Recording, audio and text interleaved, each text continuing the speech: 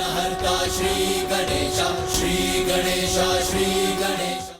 देवोदास जी, माता, अब हम माता नव दुर्गा का पूजन आरंभ करेंगे। सर्वप्रथम हम कलश की स्थापना करेंगे।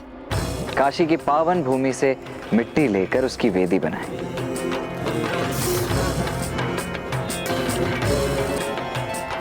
और उसमें जौ रोपकर उस पर स्वर्ण, तांबे अथवा मिट्टी का ही कलश स्थापित करें।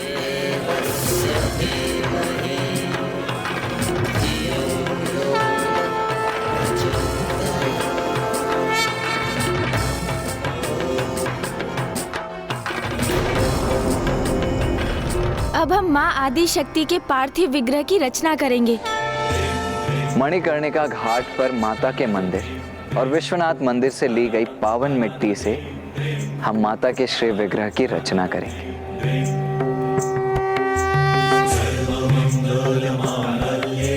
शिवे सर्वार्थ साधिके, शरण्ये त्र्यंबके गौरी, नारायणी नमोस्तुते।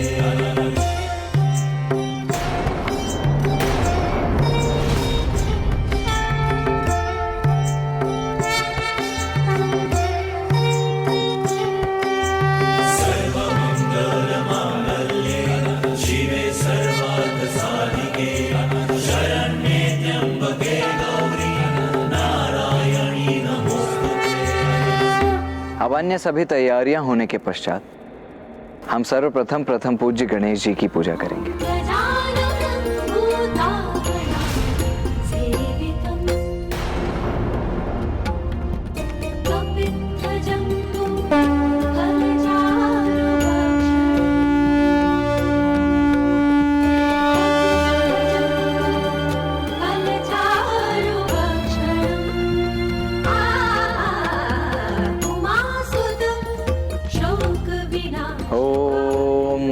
गणपतये नमः। ओम गणपतये नमः। ओम गणपतये नमः। ओम गणपतये नमः। ओम गणपतये नमः।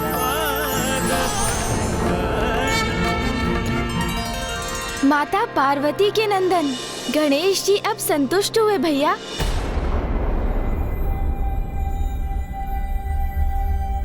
गणेश जी संतुष्ट हो गए? ये आपको कैसे ज्ञात हुआ?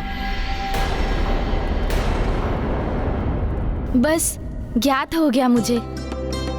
माता के साथ नवग्रह और षोडश मातृकाओं की भी पूजा की जाती है, किंतु सर्वप्रथम माता आदि शक्ति की स्वरूप माने जाने वाली कुमारी कन्याओं का भी पूजन अनिवार्य है। ये कन्याएं 4 वर्ष की आयु से लेकर 10 वर्ष की आयु की होनी चाहिए, क्योंकि ये मान्यता है इसी आयु की कन्याओं में शक्ति रूपिणी माता आदि शक्ति का वास होता है। तो क्या हम कन्याओं का पूजन करेंगे? हाँ महाराज, इन 9 तिथियों में प्रत्येक तिथि पर हम एक कन्या का पूजन करेंगे। ये तो अति उत्तम है, क्योंकि नारी ही समाज की शक्ति का आधार है। क्योंकि कहा जाता है जहाँ नारी की पूजा होती है वो स्थान स्वर्ग के समान होता है। किंतु ब्राह्मण देवता, हमारी तो कोई पुत्रियां नहीं है और हमारे राजभवन में कोई लघु आयु की कन्याएं भी नहीं है, तो हम कन्या पूजन कैसे करेंगे?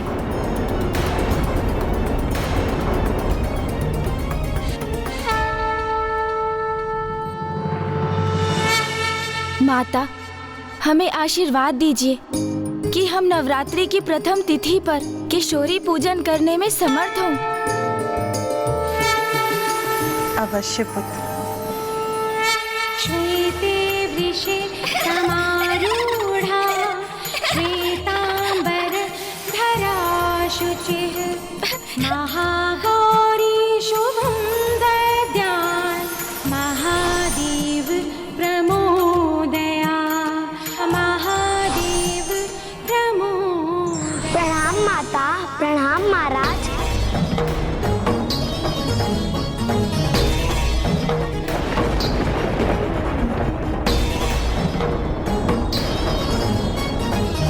प्रणाम ब्राह्मण देवगण। प्रणाम माता।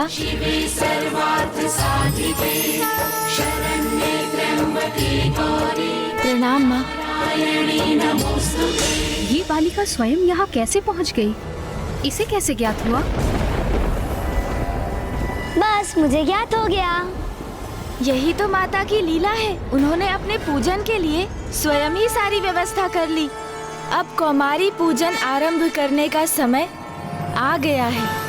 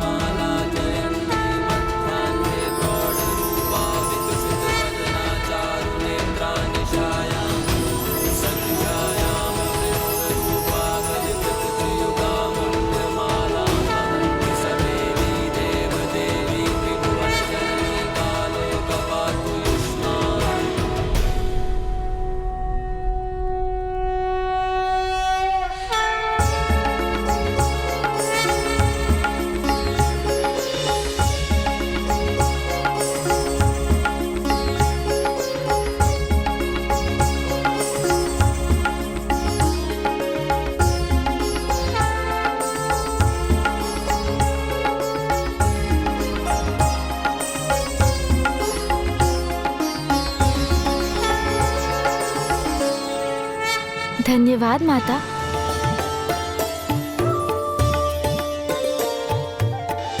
गुणेश जी, नवरात्रि की प्रथम तिथि पर अब मैं माता के 9 रूपों की कथा सुनने के लिए अति उत्सुक हो रहा हूँ।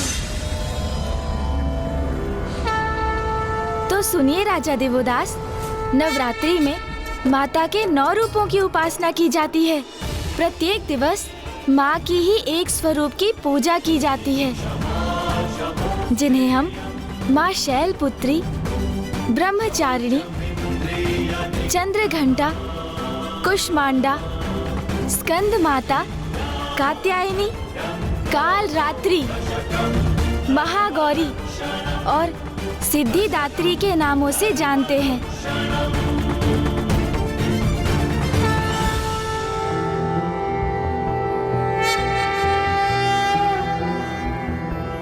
प्रथमं शैलपुत्री च, द्वितीयं ब्रह्मचारिणी, तृतीयं चन्द्रघण्टेति, कूष्माण्डेति, चतुर्थकं पञ्चमं स्कन्दमातेति, षष्ठं कात्यायनीति च, सप्तमं कालरात्रीति, महागौरीति चाष्टमं, नवमं सिद्धिदात्री च, नवदुर्गाः प्रकीर्तिताः।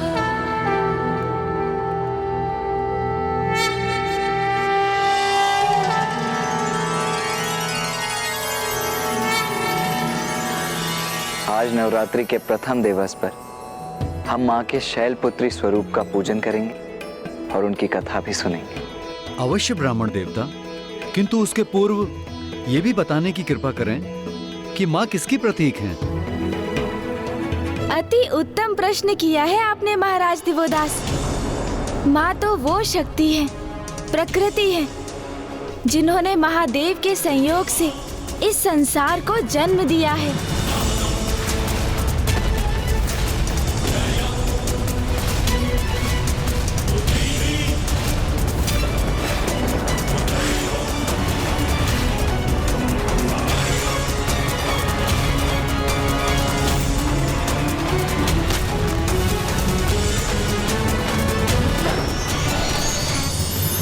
परिस्थिति के अनुसार माँ ही महादेव के रौद्र रूप को जागृत करती है और फिर वो ही उनको उनके रौद्र रूप से शिव में परिवर्तित करती हैं। अर्थात ये समझने के लिए अब मैं आपको माता के प्रथम रूप माँ शैलपुत्री की कथा सुनाऊंगा, क्योंकि कोई भी व्रत और पूजन तभी पूर्ण होते हैं जब उनके पीछे की कथा का स्मरण किया जाए।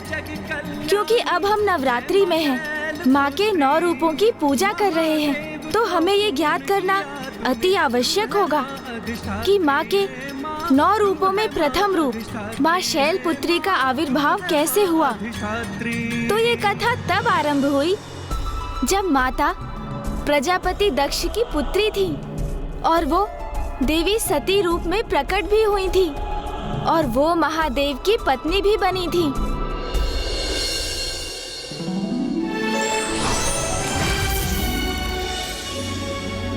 प्रणाम ब्रह्मदेव। प्रणाम नारायण।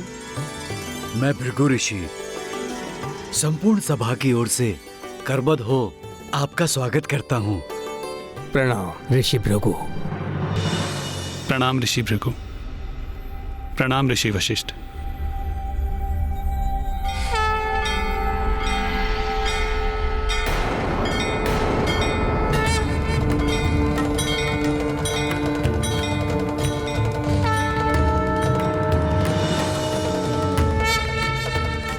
मैं तो मना रहा था कि महादेव यहाँ ना आए, किंतु उसके विपरीत हो गया।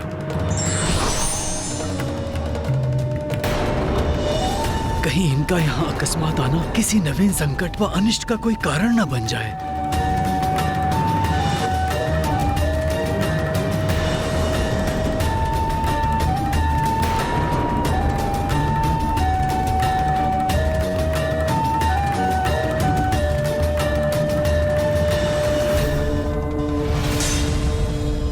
महादेव के साक्षात दर्शन पाकर हम तो धन्य हो गए। ऋषि वशिष्ठ, आपने हमें इस विशिष्ट ज्ञान सभा में आमंत्रित किया, ये तो हमारे लिए बहुत सम्मान की बात है।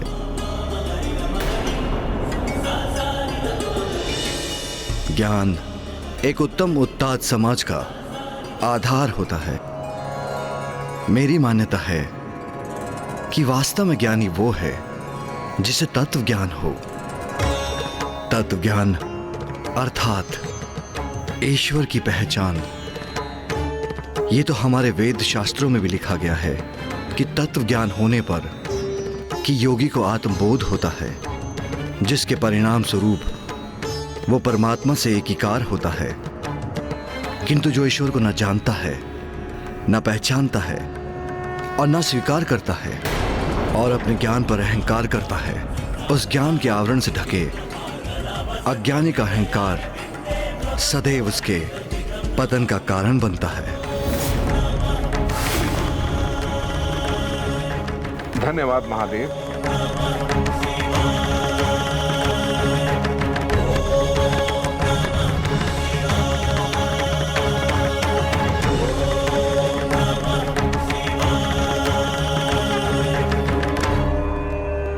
महादेव ने आज की सभा का विषय तो निर्धारित कर ही दिया है और वो है तत्व ज्ञान। ब्रह्मदेव, आप भी इस पे प्रकाश डालने की कृपा करें। प्रजापति दक्ष, जिन्हें ब्रह्मदेव ने ब्रह्मांड के अधिपति के पद पर स्थापित किया है, पधार रहे हैं।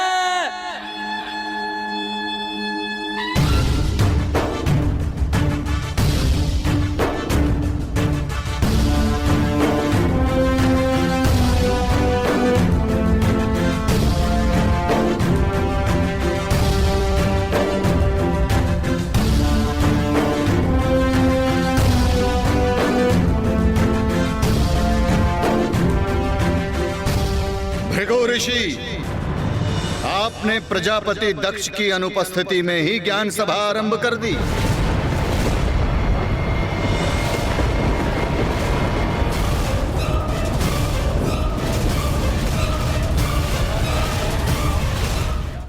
कदाचित भूलवश आपने मुझे इस ज्ञान सभा में आमंत्रित कर दिया जहां मुझे नहीं आना चाहिए था। ऋषिवर, ये क्या कह रहे हैं प्रजापति दक्ष? उचित ही कह रहा हूं ऋषिवर। जहां अघोरी और गण उपस्थित हों, वहां ज्ञान साधना कैसी? ये आप क्या कह रहे हैं प्रजापति दक्ष? महादेव तो ज्ञान और प्रकाश की प्रकाष्ठा है। अच्छा ऋषि वशिष्ठ, यदि ये इतने ही बड़े ज्ञानी हैं, तो इन्हें यह भी ज्ञात होना चाहिए कि जब प्रजापति दक्ष ने यहां प्रवेश किया तो इन्हें खड़े होकर उनका अभिनंदन करना चाहिए। परंतु ये अपने स्थान से खड़े भी नहीं है।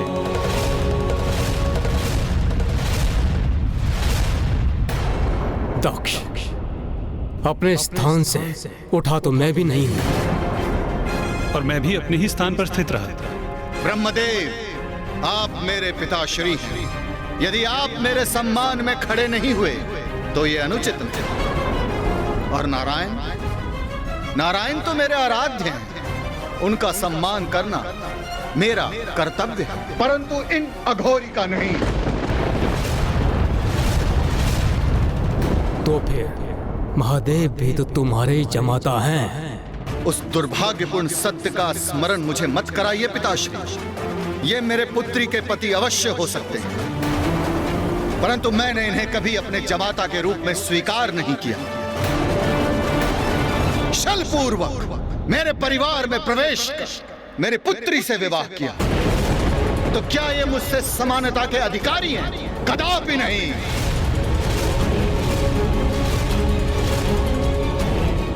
इस सभा में सम्मानित अतिथियों ने, ब्राह्मणों ने, देवताओं ने, ऋषि मुनियों ने मस्तक झुकाकर मेरा अभिनंदन किया, परंतु ये भूतों, पिशाचों और प्रेतों से घिरे रहने वाला अपने स्थान पर स्थित रहा। और तो और अपने नेत्र बंद कर ध्यान करने का ऐसा ढोंग कर रहे हैं जैसे इनसे बड़ा ईश्वर पूरे संसार में कोई ना हो।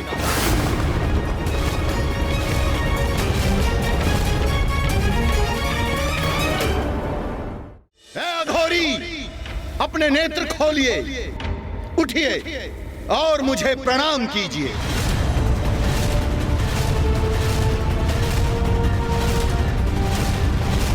मेरी पुत्री से विवाह किया, इसका अर्थ यह नहीं कि आपको मैं कोई विशेष अधिकार दूंगा। शमशान में निवास करने वाले इन निर्लज को मेरे समक्ष स्थान ग्रहण कर स्थित रहने में लज्जा नहीं आती? प्रजापति होने के नाते मुझे इन्हें इनकी इस उदंडता का दंड तो अवश्य देना होगा।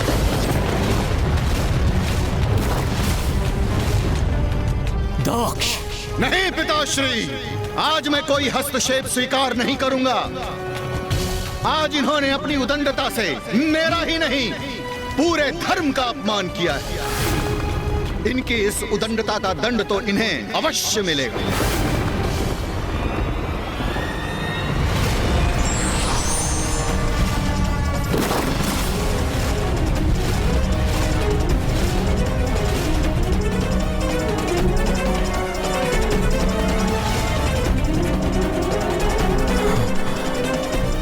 ये श्राप के भागी हैं। मैं इन कुलहीन, कुसंस्कारी, दुष्ट प्रवृत्तिधारी, शमशान में निवास करने वाले को श्राप देता हूँ। श्राप देता हूँ। देवताओं के साथ प्राप्त होने वाले यज्ञ के भविष्य के भाग से भी ये वंचित रहेंगे। प्राप्त होने वाले यज्ञ के भविष्य के भाग से भी ये वंचित रहेंगे।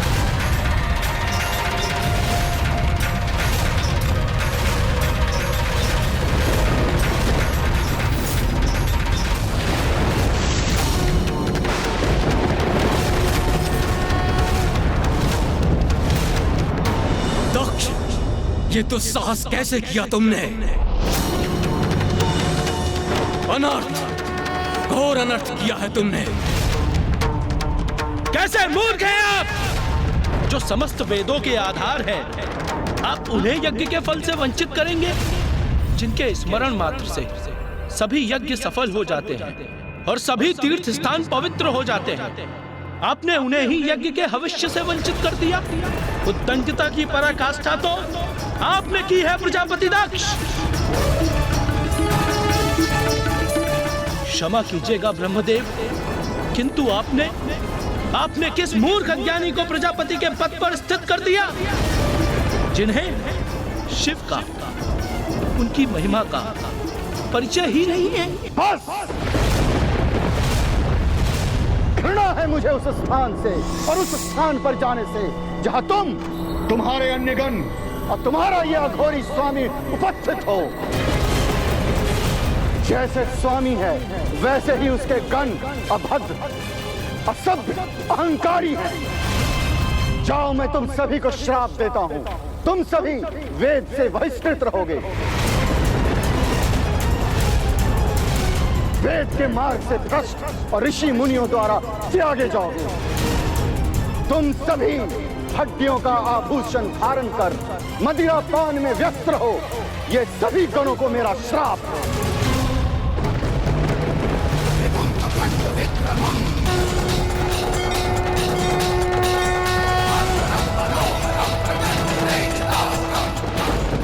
ये तीव्र वायु प्रवाह, ये प्रचंड ध्वनि, ऐसा अंधकार, ये सब क्या हो रहा है?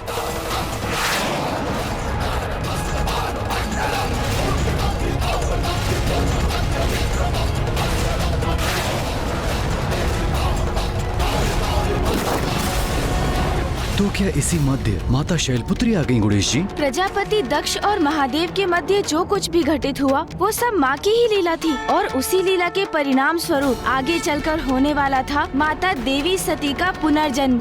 आप आगे की कथा जानने के लिए जितने उत्सुक है राजा देवोदास, उससे कहीं अधिक व्याकुल मैं हूँ आपको बताने के लिए कि आपने पिता श्री महादेव को काशी एवं माता से विलग कर कितनी बड़ी भूल की है। और अब इसी के साथ आपको ये भी ज्ञात होगा कि क्यों अब आपके जीवन के मात्र 10 दिवस ही शेष रह गए हैं। किसी भी व्यक्ति को पद का अहंकार नहीं होना चाहिए, अन्यथा भूल होने की संभावना बनी रहती है।